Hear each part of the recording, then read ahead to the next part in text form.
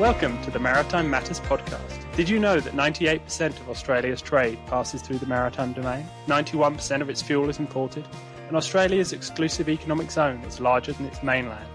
It's easy to see that to Australia, maritime matters. Maritime Matters is the podcast where we break down what the week's events mean for Australia's maritime security and the wider Indo-Pacific. Hello, welcome to this episode of Maritime Matters. My name's Richard Dunley and I'm joined by my co-host Jennifer Parker. We're recording on the 20th of August, 2026. Maritime Matters is the podcast where we unpick the events that have been happening over the past few weeks in the Indo-Pacific in terms of maritime affairs, and a little bit more broadly as and when we get dragged off into something else that's interesting. But we do try and keep on focus. Anyway, Jen, how are things? What's been happening? Hey, Richard. Good to be back on Maritime Matters. Certainly my favourite maritime podcast, that's for sure. What's been happening? Well, writing a little bit. I had a piece in The Australian, which is also replicated in NASP's The Strategist and on my website, talking about, while we've all been focused on what is happening in the Middle East this year, in this conflict that's now gone on for nearly 6 months, not 4 to 6 weeks. While we've been watching that, there's been a lot actually happening in South China Sea and Northeast Asia. And I was in Malaysia recently and really drew my attention to some of the kind of figures. So the piece talks about the fact that, last year we saw just under 1,000 Coast Guard vessels around Scarborough Shoal. This year, by mid-year, we'd already seen 1,000. It's predicted to be 2,000 by the end of the year. Maritime militia days, the amount of days the maritime militia is operating in the South China Sea has increased.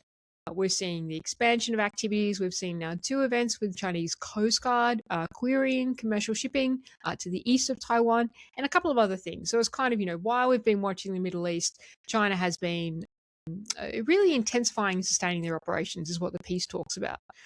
Also, I think by the time we actually edit this podcast, it will have happened. But I have a Lowy debate at the National Press Club, speaking with Sam Roggeveen, who is the Director of International Security at Lowy, and we're debating whether AUKUS enhances Australia's security. So it's really going to be a conversation around maritime versus continental strategy, around alliances, the relationship within alliances, US posture in Australia, and those elements, but through the lens of AUKUS. And it's kind of a follow-up to a debate we did 12 months ago, which is really a debate about continental versus maritime strategy. Of course, It was 12 months ago. 12 months ago. It was August last year. How has the year flown? But you can find that debate from last year on YouTube. Anyway, if you're interested in the crux of that debate is really maritime strategy versus continental strategy for Australia.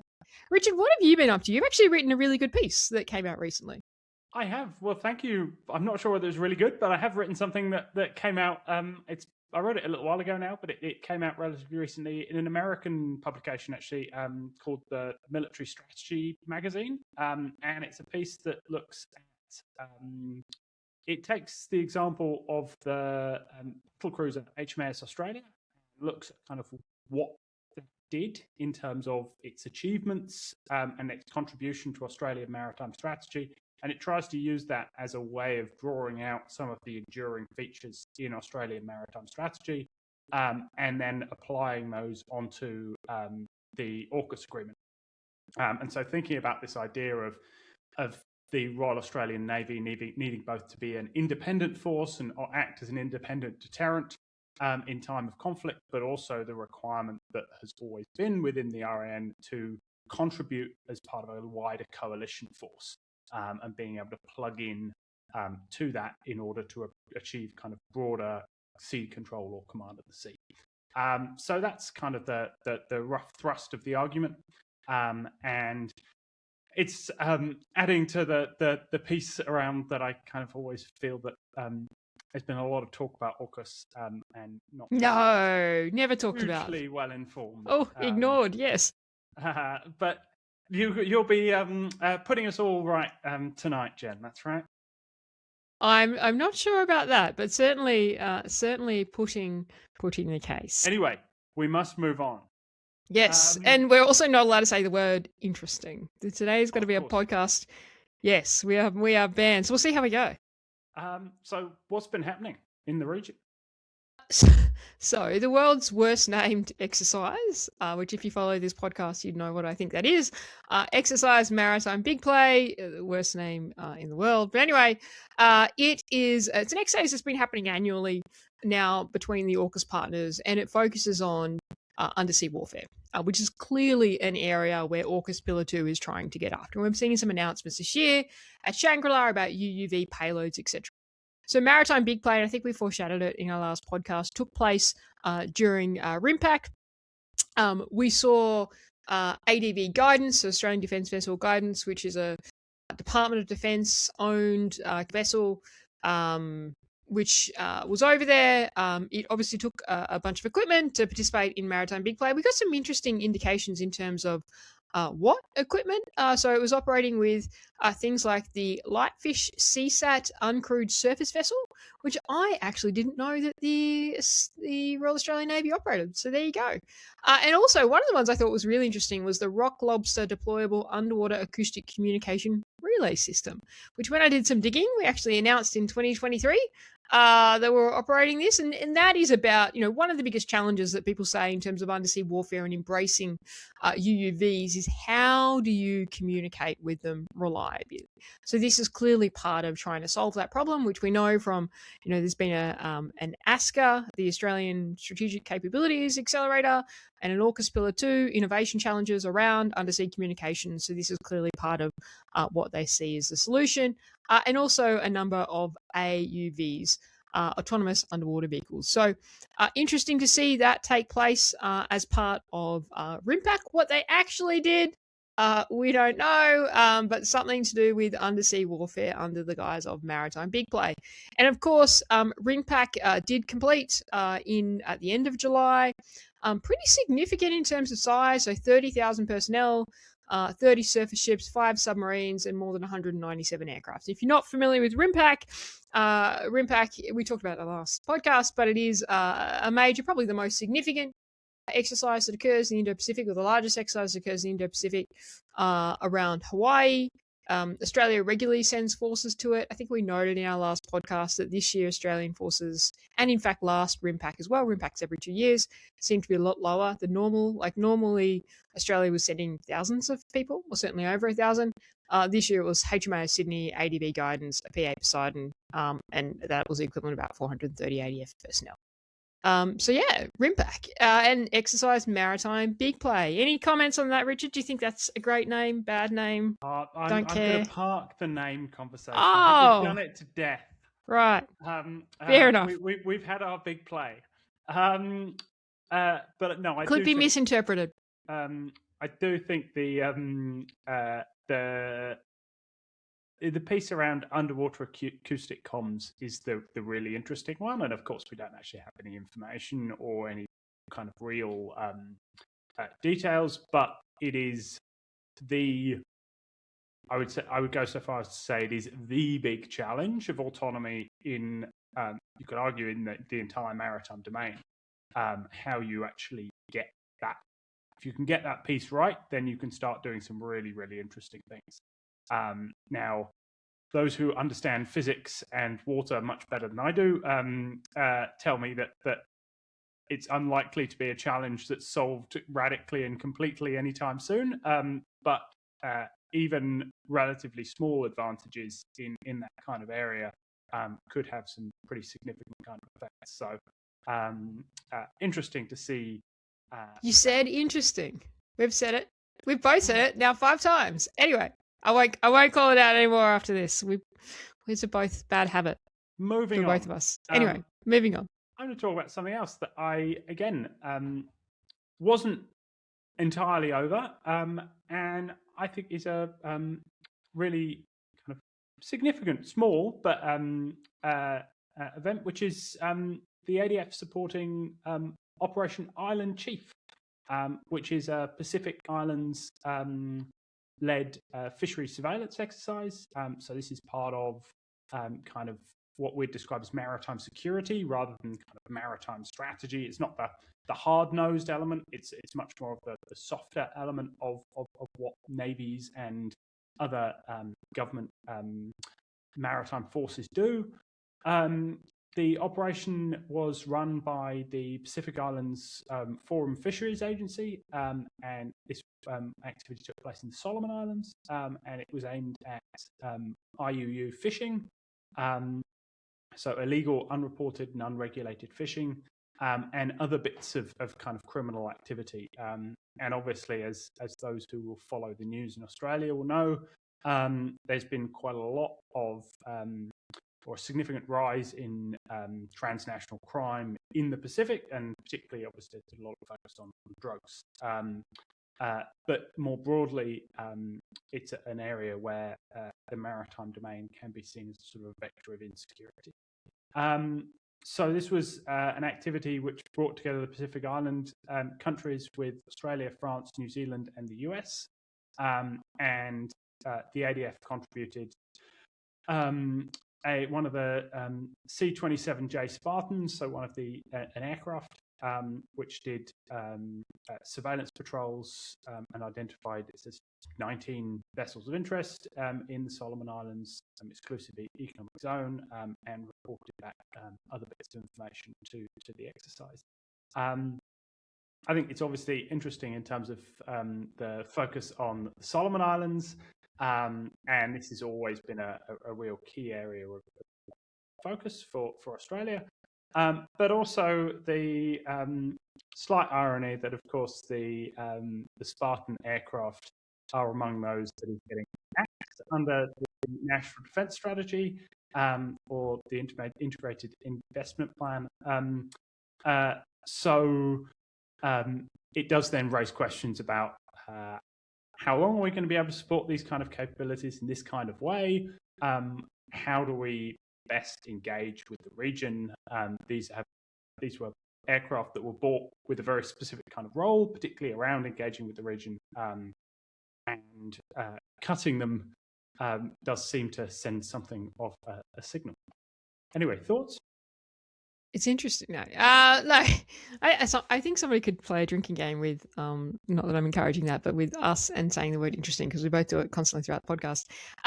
But onto the actual C-27. Yeah, look, I think it's great that Australia participates in this. And I think that Australia actually does a lot to support maritime security in the region that I'm not sure that we necessarily promote in the way we should. And I've been grappling with, I've got a draft piece actually that I'm going to hopefully publish with Lois the interpreter when I clean it up, because I'm not sure it's coherent at the moment. So it's about this concept of, from a maritime strategy perspective, how does Australia perceive itself in the region, and how does it convey its role in the region?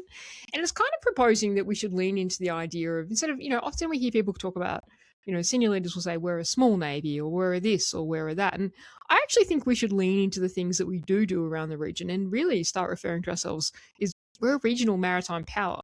Now, our capability doesn't necessarily match that right now, but it will in the coming decade.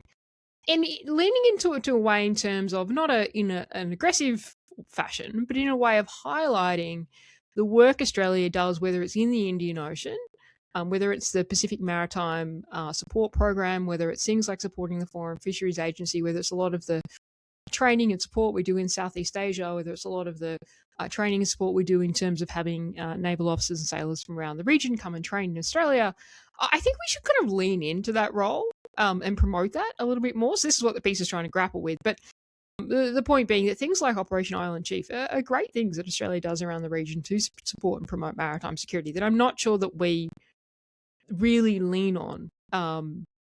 So anyway, and I guess the way I was conceptualizing that idea of Australia leaning into being perceived and referring to itself as, in the right context, but as a regional maritime power is kind of a balance against that view that Australia's investment in AUKUS is somehow regionally destabilizing or aggressive. What do you think?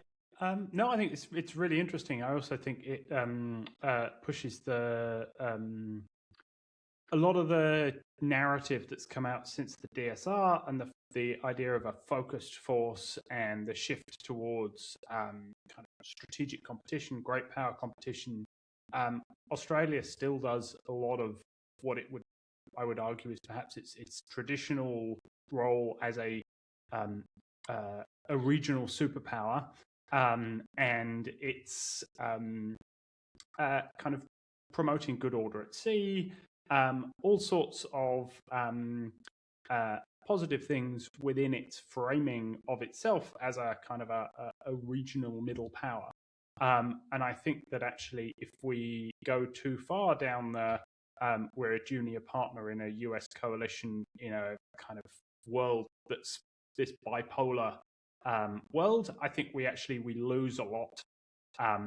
And that can actually be problematic even within that kind of great power binary construct, right? A lot of what we do in the region is both for the region and because we think it's the right thing to do, but also because we don't want China to be doing lots of these things in the region. So I think that there's a lot there that could be unpacked a little further and a little better. I'm going to steal some of your ideas and put them in that piece. I'm just going to flag that here. But no, I agree. I agree. Now, speaking of other maritime things, because we should move on. Significantly made the news in Australia and around the world. This Indonesia-China Navy passage exercise. PASEX, by the way, stands for passage exercise. I saw all sorts of interpretations of what PASEX could possibly stand for in the last week that occurred to the east of Taiwan, exactly where, not clear. I think it was around the 12th of August or therein. So in the last, just over a week ago. I guess it got a lot of news for a couple of reasons. First, it is a sensitive area to be doing something like that, but we also need to keep in mind what a passage exercise is. It's ships coming together whilst on transit for a couple of hours to do some sort of navigation maneuvers or off-watch maneuvers or a comms exercise or maybe some sort of sustainment light line transfer or something like that. But I think it was also interesting that the first kind of the world heard of it was China was really emphasizing that it was happening to the east of Taiwan. So we saw this across Chinese Navy social media, but also a number of outlets. And Indonesia seemed to be a little bit slow off the mark in responding to that. And then they kind of acknowledged that it was happening, but said these things happen all the time, which is true, right? Ships do passage exercises all the time. This Indonesian ship was actually coming from a visit in Japan and heading back south. But it got a lot of attention. In fact, it got a response from the Taiwanese government. I can't remember the terms they use, but effectively implying it was destabilizing, which it's not destabilizing. In my view, it's two warships meeting at sea, perfectly legal in accordance with maritime law, conducting a navigation exercise. But I do think it is bad optics for Indonesia. What was your take on the whole discussion around this? On one level, I think it's a storm in a teacup. I think it's interesting the degree to which the Chinese pick up on it and made a big deal out of it very, very quickly. And they obviously understood the optics very clearly. My biggest single takeaway is, and this fits with a couple of other pieces over the past year or so, is the sense that in Indonesia there is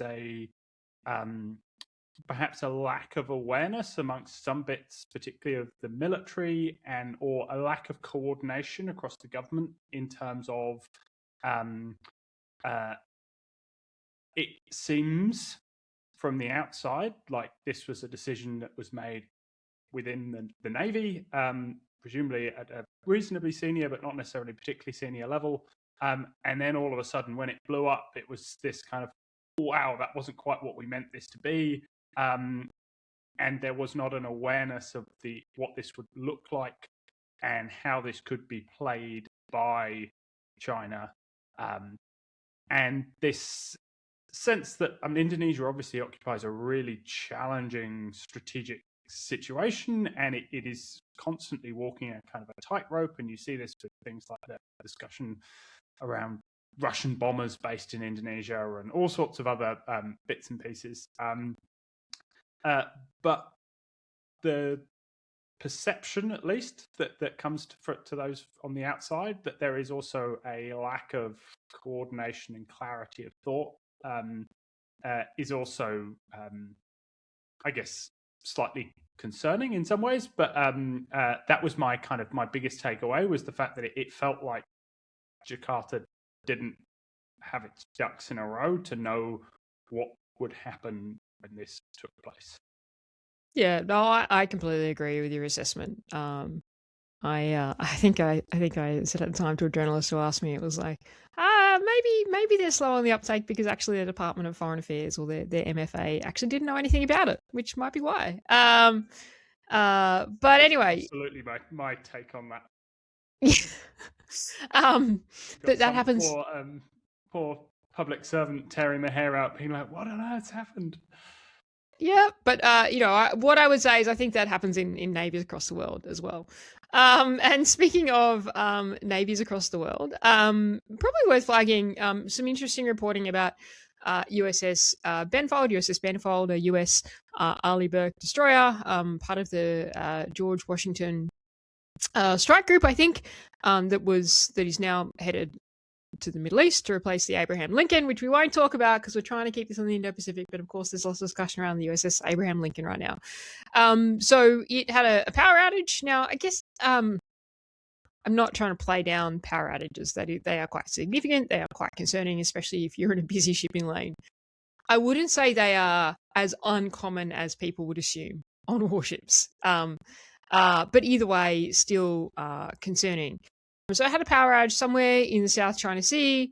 It looks like it sat there for 4 days with the USS Robert Smalls around it, providing it food, etc. And when you have a power outage on a warship, like you have access to pretty much nothing. So it means you don't have access to toilets, potable water, showers, all that sort of stuff generally. So yeah, pretty uncomfortable conditions for a crew. It was then towed by some tugs into Subic Bay, fixed within a couple of days, back out at sea. It's just had a visit to Japan and looks like it's probably heading now to catch up to the rest of the strike group. But I guess when you think about this, there's a couple of things that come to mind. But one, I do think that there is what we're seeing, the issue with the USS Abraham Lincoln, which is the aircraft carrier I said I was going to talk about, but I'll explain it because I've referred to it now a couple of times. Aircraft carrier in the Middle East, deployed from the US. I think it's about November last year. It's been deployed for over 260 days. It hasn't had a port visit in over 200 days. There's been lots made of it. To be honest, and perhaps the conditions on board, a lot of the stuff, in my view, made of it is a lot of Iranian propaganda that is being replicated through media, but it is obviously difficult conditions for the ship's company. And certainly, I've never been at sea for 200 days. So I can't, and never served an aircraft carrier, so I can't comment on what that would really be like. But I think that we're seeing with all of the things the US is trying to commit to, and clearly they see the use of maritime power as a key leverage point, both in the Caribbean, both in the Middle East, and clearly in the South China Sea.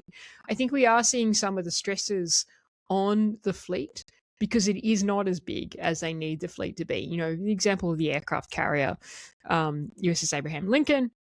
Why is Lincoln there for so long? Look, there's a number of factors, right? One, it can't have a port visit because all the ports around it, of course, if the ship went in there, it'd be hit by a ballistic missile, let's be honest. So there is that. It's difficult to sustain it, etc. But I think, US operates 11 aircraft carriers. I'm not sure of the operational availability of those 11 aircraft carriers. I don't think it's super high, but I'd have to check my facts. But, when they were doing things kind of this tempo, Cold War, think about Gulf War I, for example, the US had 15 aircraft carriers. And we know that there have been delays in the Ford aircraft carrier being built and getting to sea. They've only got one of them to sea, hugely delayed. And now, in fact, now that I'm talking about this, is obviously I'm not into the details, but some announcement about changing back to steam catapults that I'm not an expert on and don't want to get into because I'm not sure it'll ever happen. But I think we're seeing the stress on the US Navy in terms of the lack of warships compared to what their force should be and what their doctrine says they should have, and the amount of tasking. What's your take on the Benfold incident? I was very much going to echo what you've just said, particularly around the kind of the is it in and of itself an issue, the one incident? No, absolutely not, right? But when you layer on a few of these incidents and these things happening at the same time, and there's also been a load of images which always get huge traction on varying social media about the state of ships and all sorts of other things. And each individual one is not hugely relevant, right? But is there overall a pattern that seems to suggest that the US Navy is operating at a tempo that is perhaps unsustainable? I think that you can probably draw that kind of conclusion. And things like, I think the US are now down to 10 carriers because I think Nimitz is now decommissioned finally. I think you're actually right. I think you're right. But JFK, it underwent its first or some of its sea trials only recently as well. So things are changing, but if you push your fleet too hard for too long and you push your people too hard for too long, you're going to have problems, right? And we're seeing this across a number of different services. Obviously, there was quite a lot of talk around the being at sea for 200 days, etc. That's currently seemingly the standard length of the some of the Royal Navy deterrent submarine patrols. So I think this is not merely a US issue. This is that a number of navies around the world have arguably not invested enough in capability for a long period of time and are now being forced to act with a force that is not big enough for what they want to achieve. Yeah, I completely agree with you on that point. Speaking of capability, we should probably move on, and have been a couple of capability things that have been interesting. One, just a flag, interesting. I can't stop saying it. One, just a flag. So Collins class. We know there's a lot of discussion earlier this year about the Collins class life of type extension. Of course, the Collins class being Australia's conventional submarines, commissioned in the mid to late 1990s, early 2000s, should have been replaced by now. We've talked about this extensively throughout the podcast, so I won't go into that. But it was made a product of concern or project of concern. Until last year, I always thought it was called project of concern, and then last year they came out and called product of concern. Either way, it's the same thing. I had not noticed that. Yeah, I remember it last year in 2025, and I was like, that's not the term. But now they're doubling down, and this is consistently called a product of concern. But anyway, what does this mean? It actually generally, now people might disagree with this and throw something at a screen, but I actually generally think it's often a positive thing, because what it means is they've actually identified that there are issues and they're now focusing on addressing those issues and coordinating, as opposed to not identifying that there are issues and letting it continue. So I think sometimes this is a positive thing, but some people would vehemently disagree. So there was a summit, and really it was just kind of talking about how do we get the Collins class through the life of type extension. And HMAS Farnham has now entered the life of type extension. So that's, I can't say interesting. That's happened. Any comments on that before I go on to what I think is the most interesting, which is Indonesia USVs? I'm going to be the person who's going to lob potatoes at the screen at you. All right. About the I would simply put that if they hadn't realised that there was potential issues around LOTE, then That's frankly, God knows what they should have been doing. This has been patently, obviously, a major challenge, and it's going to be a really difficult project for a very long time. Even pre-AUKUS, right? This was an issue. So, whilst, yes, it is good that it is getting ministerial level attention and regular ministerial level attention, in reality, I feel like that should have been painfully obvious. Anyway, no, that's a fair point. I wouldn't disagree with that. I mean, realistically, yeah, I mean, worst kept secret in the world that there were concerns about the ability to extend the life of all 6 conventional submarines an extra 10 years. And you're right. I mean, this dates back to a lack of decision making in the early 2000s, and it's a 2016 white paper that really does foreshadow that this is going to have to happen. So we've known it for over 10 years. Anyway, you wanted to talk about Indonesian USVs. Yeah, look, I think this is an interesting conversation. Obviously, Indonesia has been investing in all sorts of capabilities. Interestingly, that's one way of putting it. That's one way of putting it. I would say, as somebody who thinks a lot about and lectures a lot on maritime strategy, it is not entirely clear what maritime strategy their capability acquisition implies or supports. And I say that because, there's the conversation we've discussed extensively about the old Italian aircraft carrier, which I really don't understand that argument. But anyway, this is interesting though, because like many navies, Indonesia has been experimenting with uncrewed surface vessels. Indonesia has done experimentation with effectively a one-way attack uncrewed surface vessel, the same kind of thing that we saw the US use in the Iran war. We've seen Iran use in the Iran war. We've seen, of course, the Ukrainians use in the Black Sea. And look, I would say most countries are probably looking at this from a denial perspective. Interesting that they announced that they did this trial, which it didn't even explode. So it just looks like a boat was remotely controlled to a point.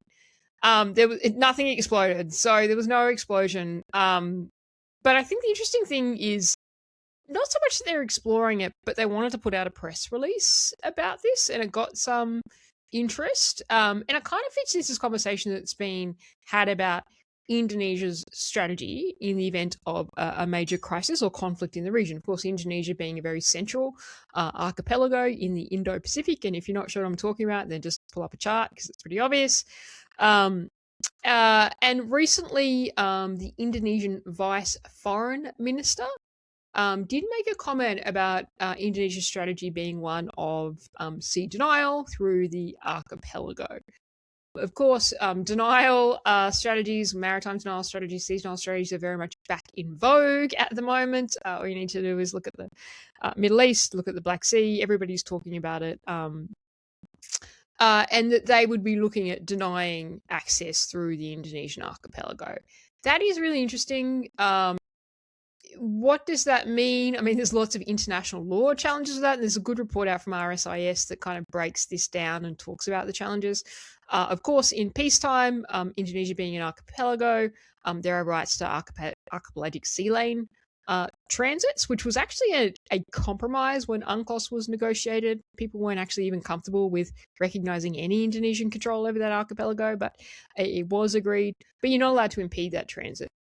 In wartime, you're also not allowed to impede that transit for belligerents, but there is a restriction under the law of naval warfare that belligerents can't engage in conflict within your archipelago. So this is a really interesting concept. I'm not saying it's Indonesian strategy, but it's interesting to see the Indonesian Vice Foreign Minister openly talking about it as a concept and combined with the USV activity, whatever.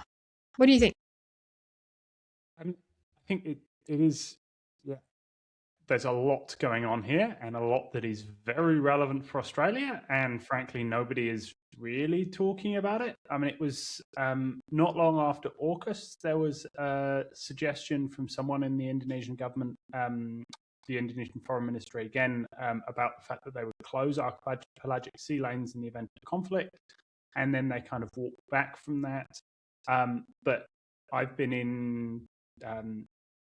There's certainly been conversations amongst Indonesian military and others, and indications from others kind of within the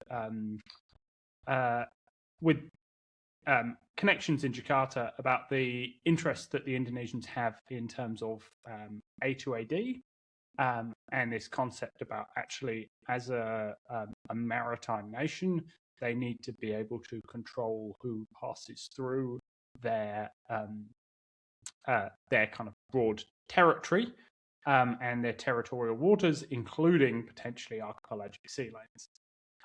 And coming back to a little bit to what we were talking about before, there's not always a huge amount of consistency, and you get flags are put up by certain people within elements of the Indonesian government and elsewhere, which are then walked back from. So even a couple of months ago, there was talk at the height of those Hormuz conversation. There was a little bit of talk about,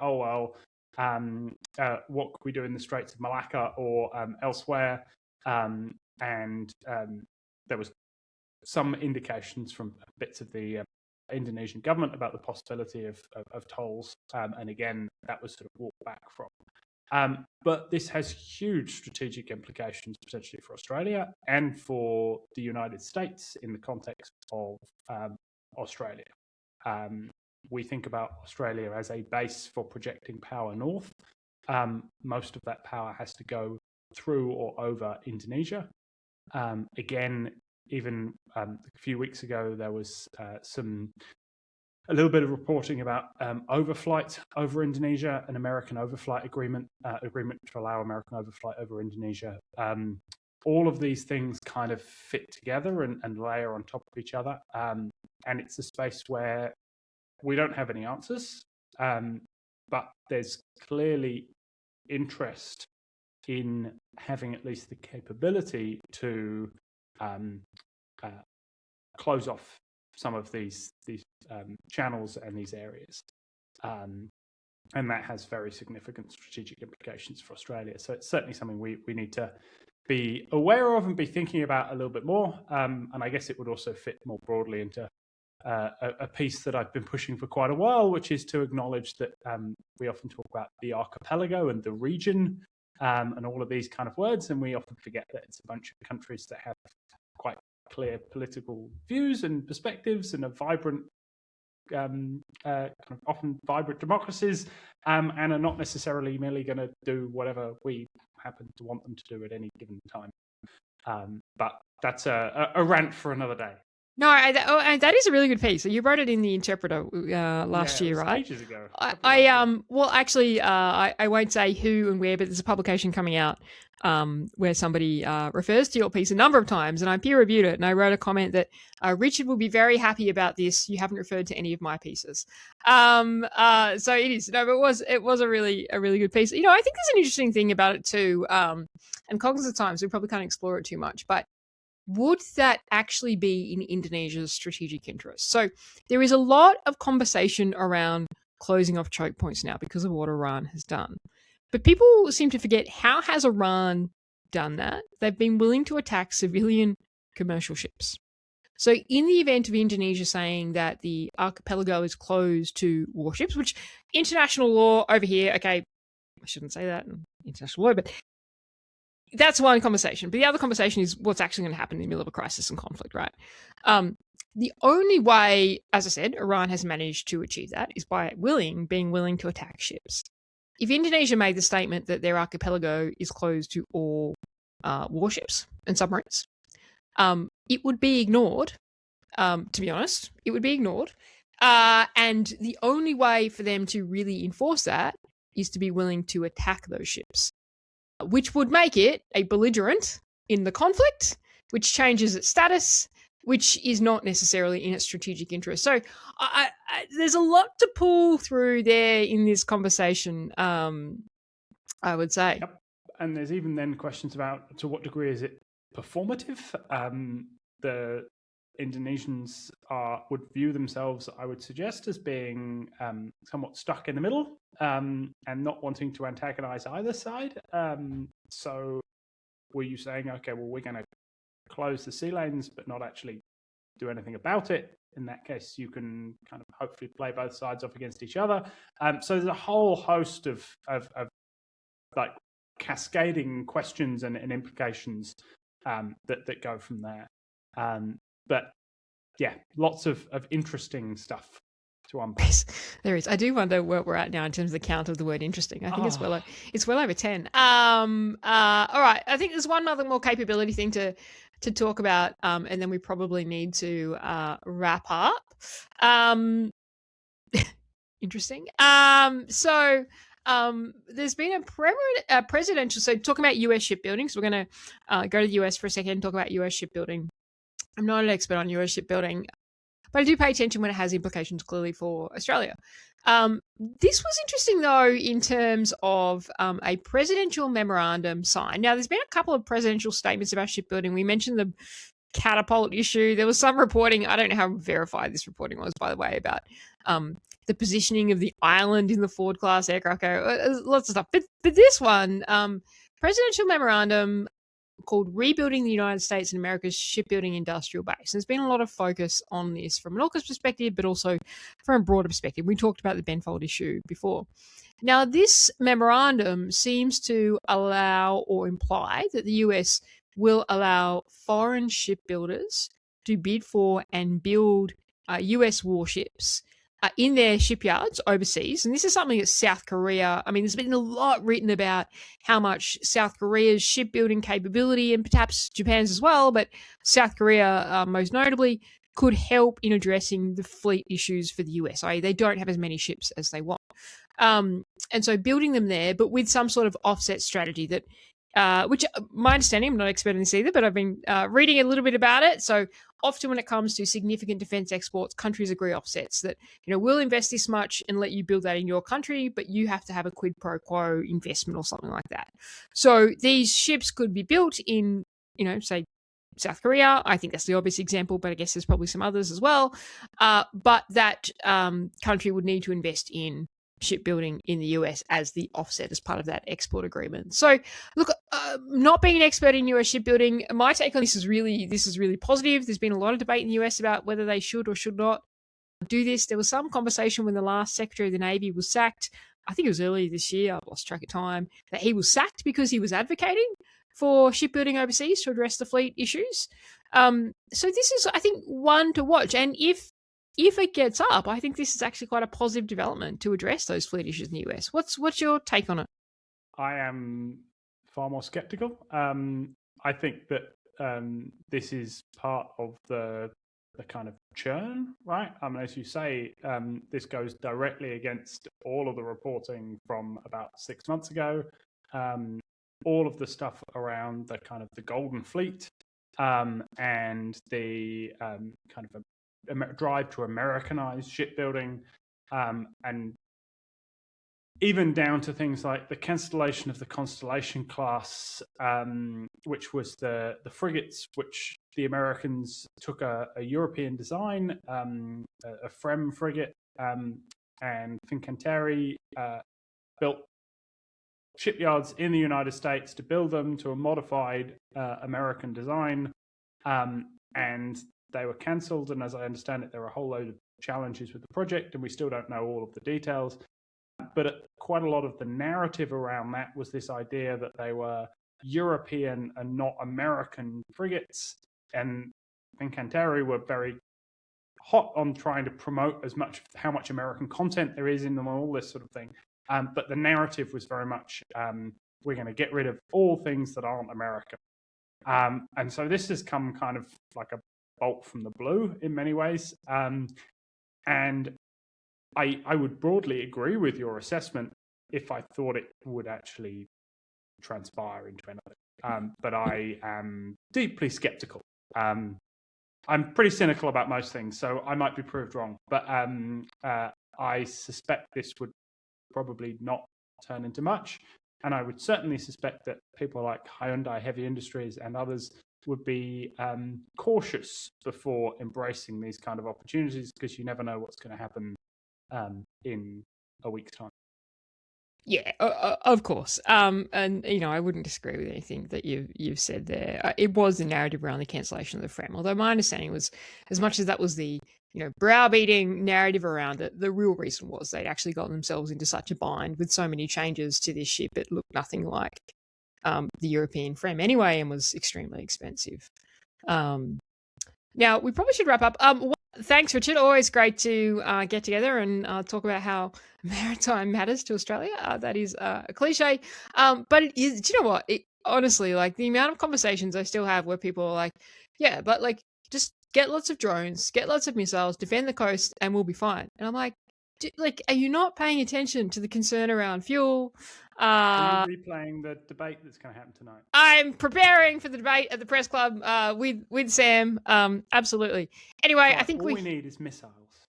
All we need is missiles. Absolutely. Anyway, we're going off track, but I guess my point was, hopefully we've just emphasized how, again, maritime matters. That's corny. But anyway, thanks, Richard. Cheers, Jen.